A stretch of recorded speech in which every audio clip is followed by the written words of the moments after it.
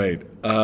This is amazing. It is the 20th Developer Summit, which I also find pretty amazing as well.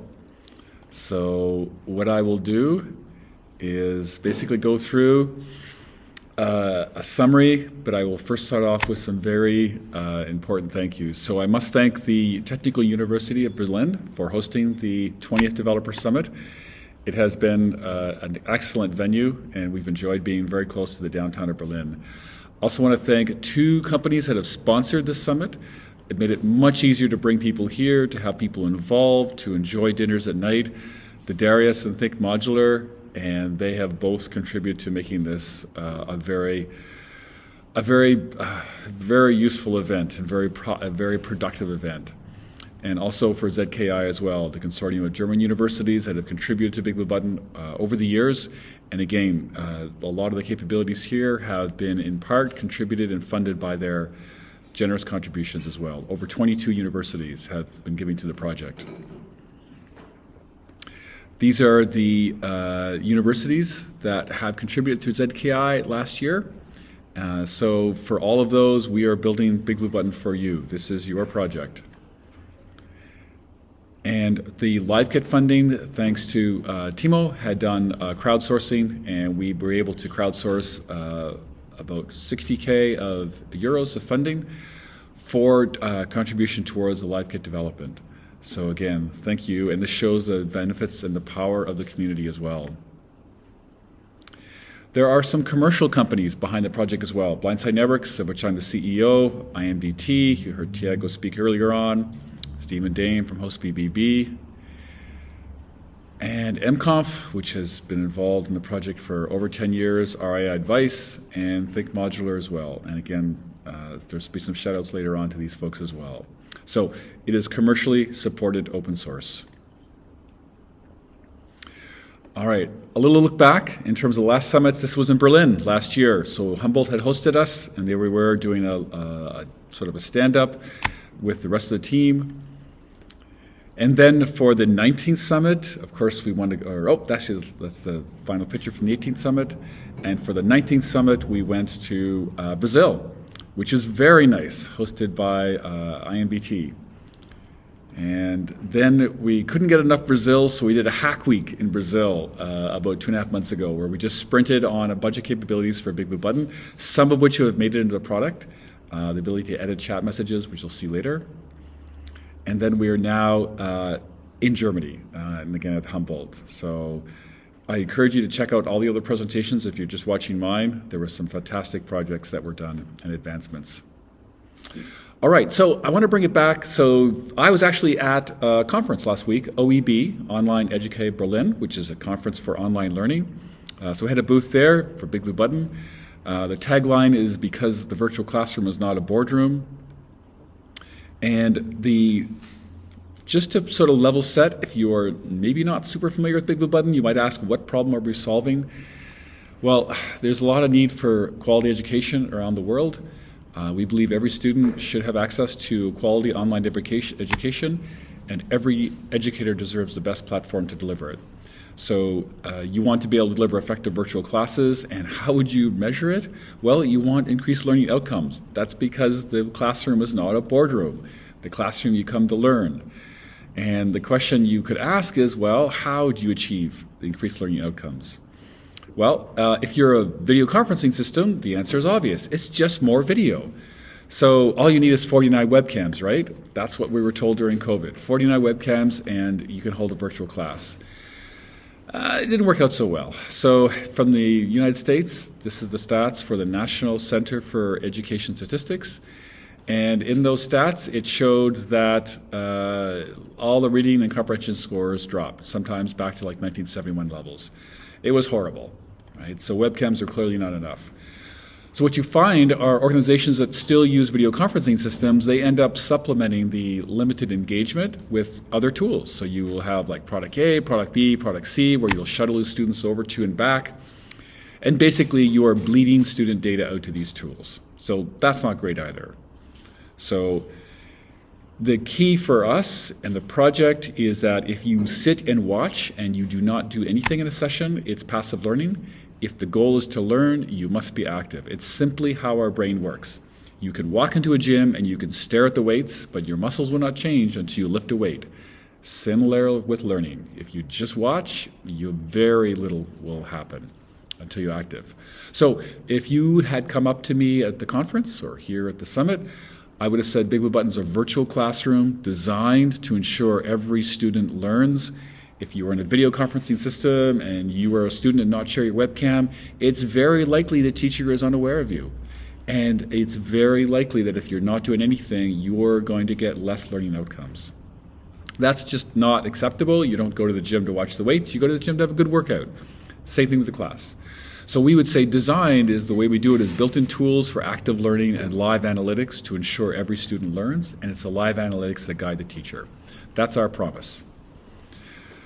So a bit of pedagogy underneath of it, Bloom's taxonomy, which basically states that you can remember something, understand something, and before you can get to mastery, where you can create, you have to be able to apply things and assess the outcome and assess it or measure it and evaluate it.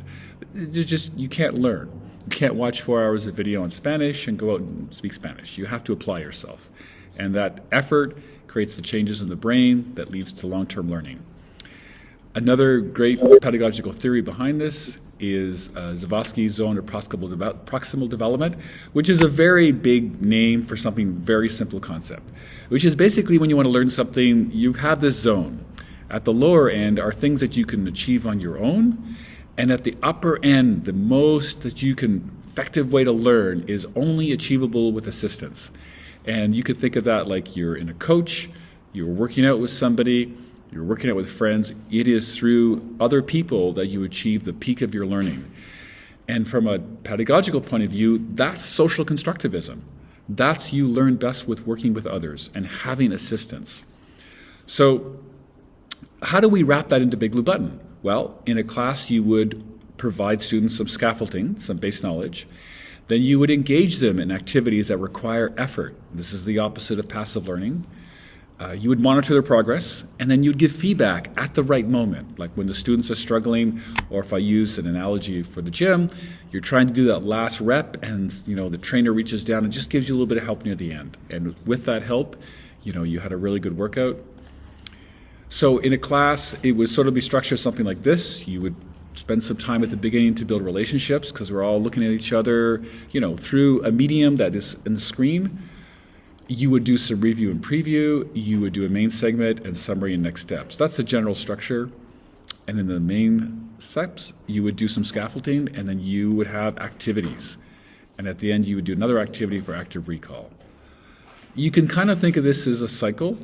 You have students come in, they apply themselves, they put forward some effort, they get feedback, and they learn. And the cycle that you're looking to get students to realize is the more I apply myself, the faster I learn. Of course, the more you do it at work in the gym, the faster your muscles grow. And of course, the analogy works the same for your brain. So the way we say it is with this cycle and this context and this theory, now and only now do we talk about features of Big Blue Button in that context. So for active learning, we have things like multi-user whiteboards, smart slides, polling, shared notes, reactions, breakout rooms, and more to come. So some visuals about it, and I'll show in a moment. These activities are built in. You're not going to third-party tools. Some of the activities generate analytics, and when those analytics are generated, we have what we call the Learning Analytics Dashboard, which gives the student insight into students' activities, and it is not possible for the student to be invisible. There is no back of the classroom with Big Blue Button. So visuals, the multi-user whiteboard where everyone can draw together. It's awesome, built on TL Draw. We have controls, especially for K-12, for ensuring, giving the instructor the ability to limit activities in Big Blue Button or limit the media or the interaction. So you may not want students doing private chat. That's possible in Big Blue Button. The emojis are there, making it very easy for students to share emojis. We have shared notes for collaborative editing, which is really good for breakout rooms as well.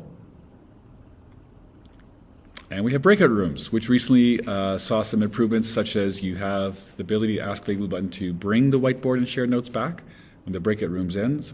And you can have BigBlueButton assign particular presentations to each breakout room, so that it can be a per activities and a per breakout room activity. You as the instructor can monitor the breakout rooms as well, which is important to see if any students are struggling. If they're still in the main room, they can raise their hand, and with the click of a button, you can join the audio in a breakout room, or you can join the full room. And the polling is live as well. So you would get the live responses as students do polling. And with BigBlueButton, it understands that if you have some content in the slides that look like you're asking a poll, like there's a question with a bunch of choices. This is an example of a slide created from PowerPoint, an alphanumeric output. BigBlueButton will give you a single button that says, would you like me to do a poll for you? This is formative assessment with a single click. And as you do polling and interacted and chat and raising hand and talking, BigBlueButton's keeping track of the activities. You could do it in your brain if you had the ability, but if you have 25 students, BigBlueButton is gathering this data for you. And what can you do with this data? Well, imagine you're halfway through the class, you've done a couple of polls, and you just kind of see who is responding to the polls, and you notice that the student Sam had only responded to 3 out of 5. And if you said, Sam, don't worry if you get it wrong, it's how you learn, it's worth the effort, do try to respond. Sam may be wondering, like, what is it? I'm not sharing my webcam. How is it possible the teacher is aware of me? Well, in BigBlueButton, we give the teacher analytics to let the teacher see who may be struggling, to give them feedback where it matters most in the moment. And that is the difference between us and a video conferencing system. Okay, so you can think of a brand, which BigBlueButton has. We promise to be able to build an effective virtual classroom that increases learning outcomes. And the delivery is how we do this, how we as a project provide this platform and the pedagogy and build on top of it as well. So since we're at the Developer Summit, I want to talk about some of the underneath the hood. But the 2 success stories I wanted to highlight. The delivery of it is, the proof is what schools are doing with BigBlueButton. So here's Minerva Virtual Academy. They're one of the fastest growing online schools in UK. They use BigBlueButton, and the way they phrase it is they create a world-class learning environment for our students. So it's not a video conferencing system. Their students are active, and they're actively using BigBlueButton to ensure the students have increased learning outcomes. Okay, and then the next is Activate Learning, where they teach higher education and professional students. And what they have said that students taking their GCSE Maths and English online classes have achieved, or delivered using BigBlueButton, have achieved a full grade point higher than equivalent in-person classes. So this is the bet, is that if you lean into the capabilities that you can achieve with active learning and the platform supports it and you apply in pedagogy, you could do even better than it can in a person class. And part of that is because the sessions are recorded. You get the benefit of students referring back to them after they're done. All right, so let's talk about the delivery, and let's talk about the version that we're working on now, which is 3.0. So 3.0 has a couple of nice things that are built into it. So you have the ability to, let's see, you have the ability to, you have the ability to join the microphone, join the audio without being asked to choose microphone or listen only, which is kind of nice. There's a single button for doing leaving, and there's also a single button for raising your hand, which is nice. The ability to edit the chat is now there as well. So the chat messages, the editing that was done at the last Developer Summit, and so you can edit, you can delete, and you can do emojis as well. And with a newer version of TL Draw, there is actually a highlighter tool as well, which is like super cool. And the chat will show a graph now of the poll results, and the poll results get drawn as TL Draw objects, so they look very nice in the new version of 3.0. And there's an away mode, which makes it easy. If you need to step away, it will automatically stop sharing your webcam, your audio, and it will tell everyone in the chat that you've stepped away. All right, there's another thing as well, which is the improvements that we made to the select random user. And now you can do like ask it to skip moderator, skip the presenter, include those users already picked. And there's something unusual about this capability, which I will talk about in a moment. All right, let's take a closer look at what is actually under the hood. So one way to think of BigBlueButton, it's got two sides to it, two capabilities. There's the core of the product underneath the hood, all the things the user doesn't see, and there's the client features, the things that the users see. Like if you were in the session with me now, you would see me drawing live, my webcam, and so on. There is a lot of capabilities that are required to deliver a production-grade product that has the expected capabilities that you would see in any commercial-grade product. Security, stability, scalability, testability, privacy, like GDPR, observability for monitoring, all of that you would expect to be baked into the core of the product. And the client, features aside, you'd expect them to be usable, localized, accessible, extensible, and work on mobile. So a lot of the functionality and the effort in the BigBlueButton project is into this stack, right? This is the platform on which we build. And there's more to the platform. We built an API, of course, which is how we integrate with Moodle and Canvas and other fun third-party applications. It's a very straightforward API. I challenge anybody, if you are at a company and you would like to explore integrating with BigBlueButton, tell your developer that Fred said that is all you need is one day, and you will have a button in your application, color it blue if you may, that you can click and join a virtual class or a virtual collaboration from your application. And BigBlueButton as well does recordings, and it doesn't just give you the video file. It does that, but we give event-level recordings, which makes it very attractive for using other products like large language models to do some analysis on the recordings for the purpose of summarizing, active recall, spaced repetition. And the client features, I've already shown some of them there. And on top, there's a branding and configuration level. This is what we have today. And this is what we've been thinking about building on top of. Okay, so we also take some big swings in the project. So we have built in TL Draw, and that was a huge amount of effort.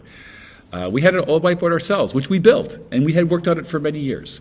And then we had an opportunity, the actual French Ministry of Education, which we thanked them. They came to us and said, the number one capability that our teachers would like to see in BigBlueButton is improved whiteboard. Turns out, at just the right time, TL Draw had open sourced their whiteboard. We looked at it. We knew it was going to be a lot of work. It would have a cascade effect to the entire product, including the recordings, and we went for it. And at the end, we got TL Draw into the product, and we could not be happier. So a lot of BigBlueButton 3.0 is moving to TL Draw 2.0. So this is a world-class whiteboard that we are leveraging and building on top of BigBlueButton. In this Developer Summit, there's been a convergence of 4 other efforts to build the world-class platform, and each one of them have required a really big amount of effort. And I want to share them with you because all of these are going to accrue to the benefit of the community. And the first one was the scalability. So we had some demos, or we had some presentations here on testing BigBlueButton at the level of like 600, 800, 1,000 users. We had some presentation from Tiago on the testing. A lot of this was due to the fact that we rewrote the integration between the client and the server, and we replaced Meteor and MongoDB, which had kind of gone to a less friendlier open source license, with Hasura, which is a communications platform that uses GraphQL for efficient communication back and forth. And that was a huge lift. We had to remove all of Meteor and Mongo from the client and the server. It took us a while, but the bet was that if we did it, we would get more scalability. And if you watch the other presentations that were on that, you'll see that we achieved that goal. So that was the first big swing. The second big swing was on the audio and video quality in BigBlueButton. And to do that, we had already moved from Currento, and then we moved to Media Soup, and then we decided we're going to move to LiveKit. And again, I credit the support from a number of German universities here to fund the development and for ZKI to support it as well. We started this project, Paulo did, over a year ago. And the Live Kit today, it's the media soup framework that OpenAI uses to provide its live interaction. So we're building on top of the same technology that OpenAI is. And this also was a huge lift, but the bet was we were going to come out with better audio and video at the end to the benefit of the community. And that has paid off. And partly because they really did leaned into making the audio and video more redundant, which is what you see in other commercial grade products, and it brings BigBlueButton to that same level. Okay, the third big swing that we did. This was on the user experience.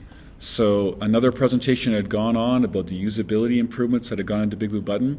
This is over 4 years of effort. So when we released the BigBlueButton, I think it was 2.0, and we had the move from Flash to the HTML5, we were ecstatic, like we got a modern, responsive application.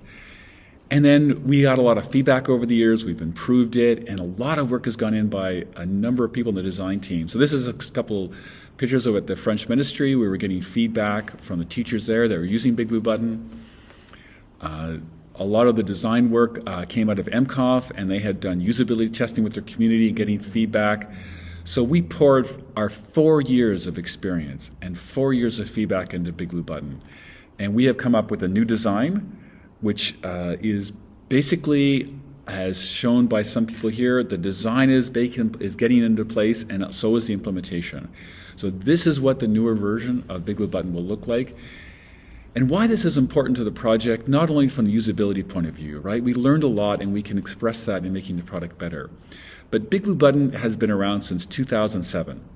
And any project that's been around, people have ideas of what it is, and oh yeah, I know what BigBlueButton is.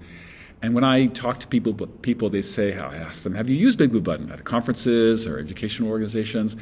And they may say, yes, I used it a few years ago. And you can kind of tell they've formed their opinion. And I'm thinking, like, well, when was that? Oh, that was back in 2019. I'd be like, okay, well, come a long way since then. And the new UI is going to give us a chance to have everyone take a second look at BigBlueButton. And with these swings that we're doing on the audio, the scalability, and the user experience, I think they're going to find a platform that is way further than they were before. And we couldn't be prouder of it, what's coming together.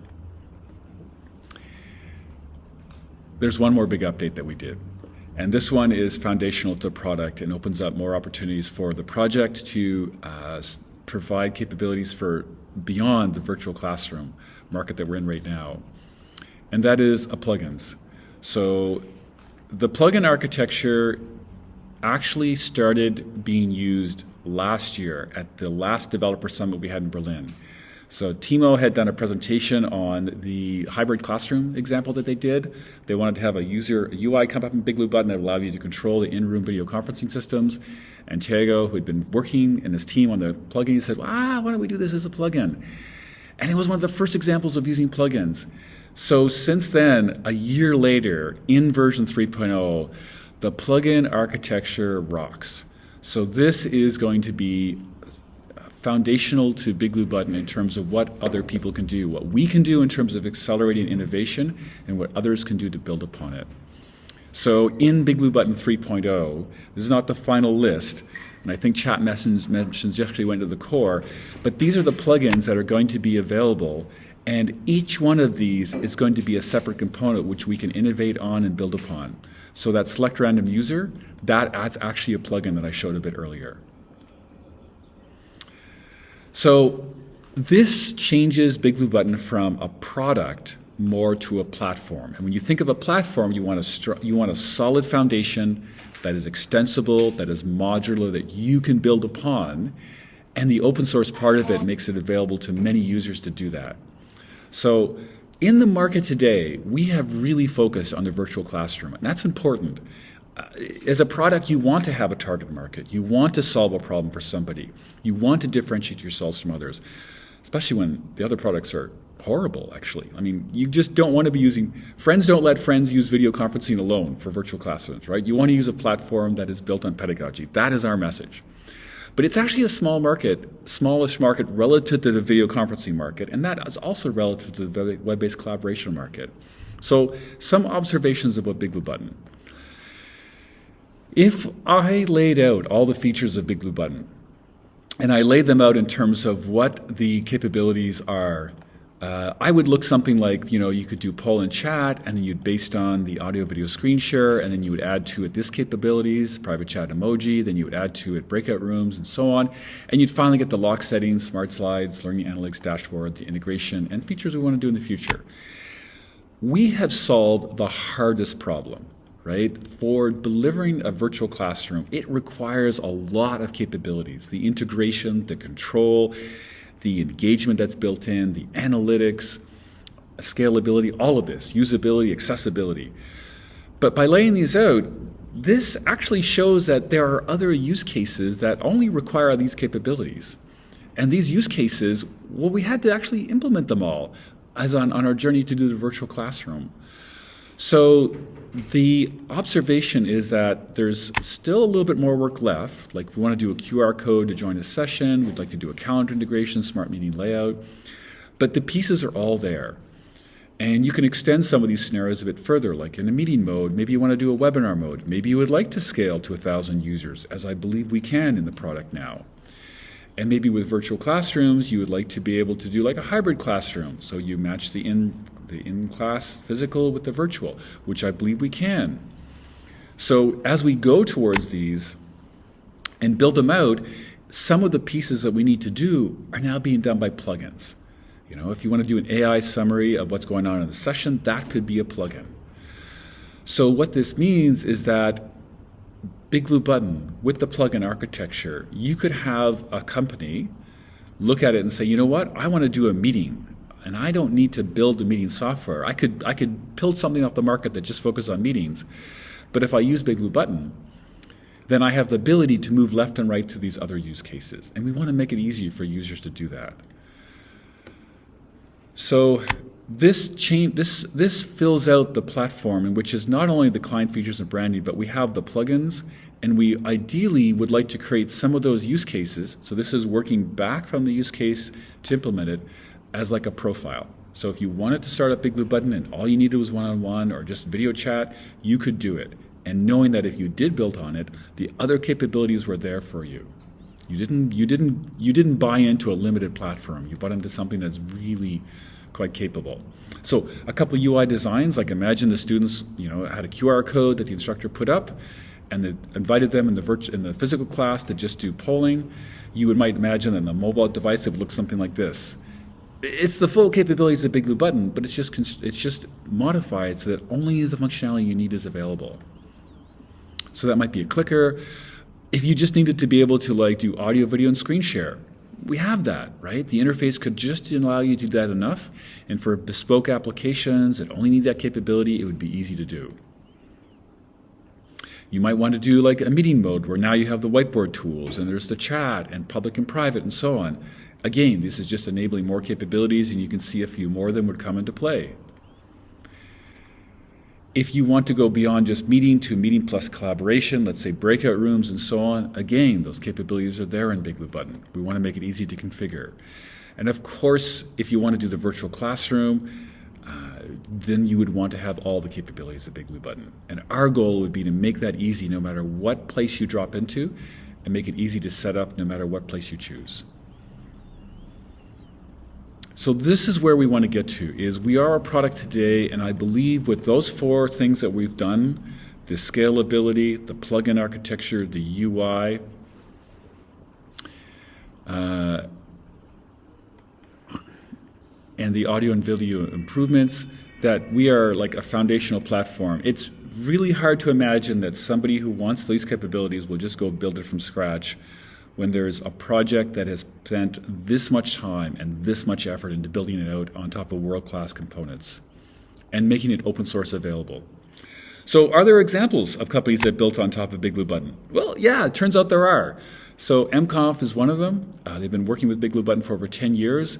They built a court system for enabling captioning of transcripts and interactions between lawyers. And that is an application that is built on top of BigBlueButton.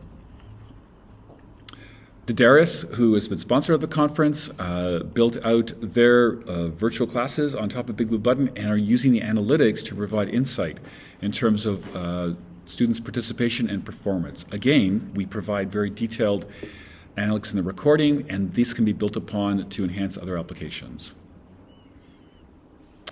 Think Modular, also a sponsor. They have also built the Open Social. They're built BigBlueButton into Open Social, the collaborative platform on top of Moodle. So they're building on top of us to provide a better product to their community.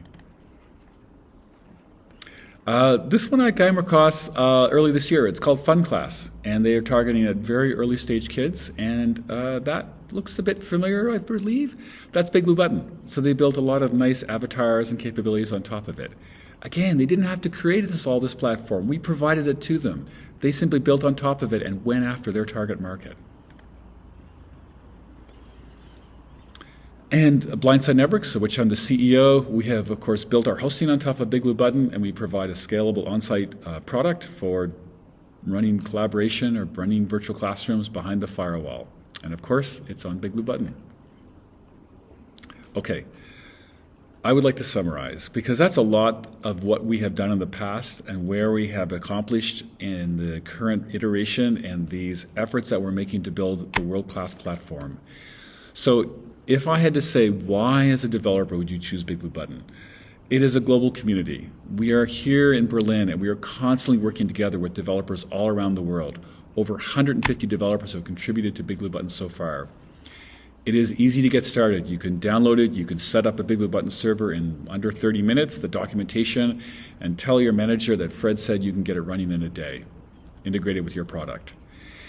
It is now extensible. You have a platform on which, with a very small amount of code, if you see something that you would like to extend and you want a framework, a collaboration framework in which to build it, BigBlueButton is going to provide you that framework, and it is supported by the community. And if you were looking around to see some of these like modern applications that you like to build on, like LiveKit, TLDraw, Hasura, we have already done it. We have done the work to build this in, to integrate it, to make it part of the recordings, to make your job easier so that you can focus as a developer on the parts of your application or your product that differentiate you in the market. And if you're an organization, if you're a K-12, higher ed, a commercial organization, a government, why would you choose BigBlueButton? Well, there is no dependency on proprietary technology. A lot of the video conferencing systems I talked about, yeah, they're proprietary. They are not going to let you build on top of them in a way that you can take it and license it and incorporate into your product in any easy way. So this is the open source capabilities that you get out of BigBlueButton. BigBlueButton, you can run the server next to your servers. If you have an application, a Moodle site, or your own custom application, you can set a BigBlueButton server right next to it, and you can achieve the same GDPR compliance as yours. If you're a sovereign nation or a large government, you will want to have digital sovereignty. Right? The less dependency you have on other products that are perhaps not developed in your country or owned by other countries, if there's an opportunity to develop, you have an advantage of being able to take that and use it locally, and ideally with full source code, fully run it locally, and commercially supported. As an open source project, the innovation is much faster. That's the cathedral versus the bazaar. And the innovation in BigBlueButton with the plugin architecture is only going to accelerate. And as I mentioned a moment ago, BigBlueButton is an open source, but it is one of those open source projects that is a commercially open source project. We believe in the social benefit, of course, of what we do. The world, God, needs as much education as possible. Every student deserves a high quality online learning experience, and every educator deserves the best platform to deliver it. There's a lot of social benefit to that, but there's also a lot of entrepreneurial opportunities. So the companies that I mentioned earlier, we all earn money by providing commercial support, maybe hosting, engineering services, customizations for the open source. And that's the engine that has driven the growth of BigBlueButton over the years. And that is the engine that has allowed us to come to this watershed release 3.0, which we make available to everybody. So with that, it is the 20th Developer Summit. I could not be happier with the results that the community has been able to produce. It is both satisfying, I think, individually for us to see what's possible when you come together, and it is both inspiring to see what other people do with BigBlueButton. So with that, I will close the 20th Developer Summit, and I thank you all. If you watched all the videos to the end, you have a pretty good sense of where we are as a project, and we'll look forward to seeing you all at the 21st Developer Summit.